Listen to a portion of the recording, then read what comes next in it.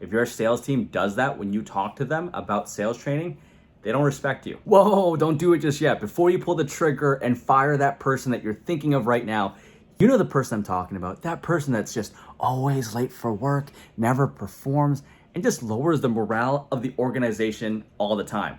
You know that person, right? Before you fire them, here are 3 things that you should do to ensure your team doesn't think you're a weak leader when you let them go.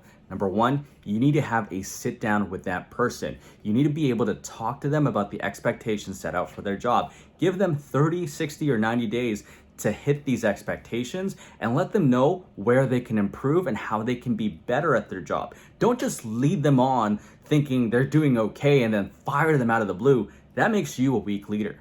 Number 2, you need to set the tone with your team. A lot of sales managers don't know how to do this.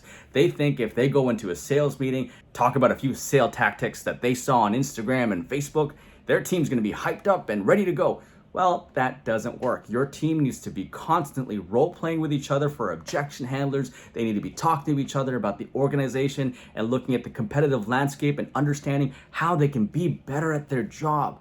That is what a sales manager's job is. You need to be able to talk to them in that regard, not just how we can have more fun on the job, how we can do more things better on the job, or whatever sales managers talk about. Because I know a lot of sales managers, their sales meetings, if you sit in on them, they're just a bunch of fluff.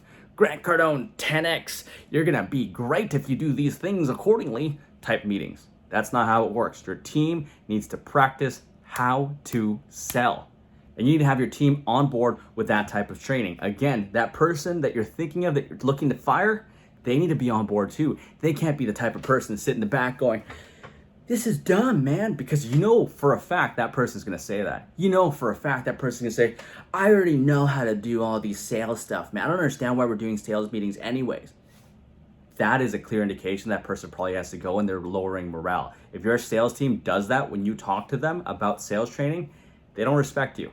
So the third thing that you need to do then after that is document everything. You never want to be left with a lawsuit on why you let someone go for improper conduct. When you let someone go, you want them to feel like they had the option to be better instead of just letting them go out of the blue. Let me explain what I mean. If you give someone expectations for their job and give them 90 days to hit those KPIs and hit those expectations, if they don't hit it in 90 days, the meeting isn't an awkward, hey man, we got to sit down, I'm letting you go. It's, hey man, we got to sit down. You know what we're here for, right?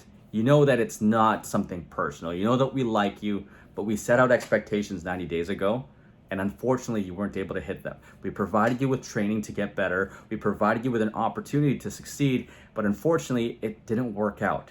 See how much better that is than saying, hey, you weren't performing over the last 90 days, so I guess we're firing you. Now you become a sales manager, a real sales manager, and a sales leader. So before you fire that person you're thinking about, do these 3 things, and I can guarantee you the respect of your team will skyrocket, and the culture and morale overall will follow suit. Hope you guys enjoyed the video. I'll see you guys in the next one.